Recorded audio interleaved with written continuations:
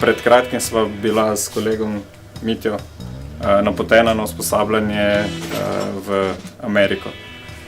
Tečaja sta se udeležila na povabilo pisarne za vojaško sodelovanje pri ameriški ambasadi.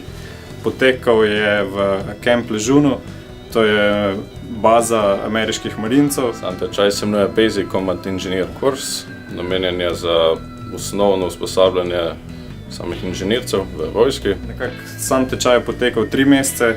Na tečaju smo se seznanili s postopki, ki jih ameriški marinci uporabljajo pri svojem delu.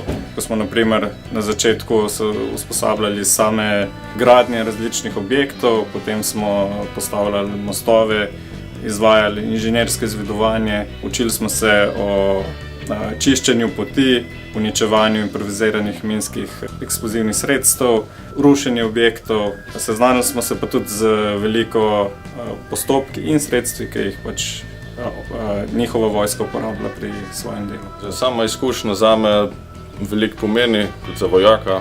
Samo usposabljanje je bilo kar fizično naporno, tudi samo akademsko, v akademskem smislu.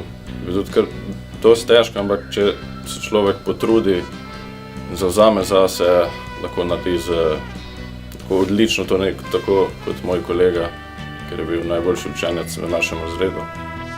Cel tečaj je potekal v učnih vodih, v katerih sva sodelovala edina od tujih pripadnikov.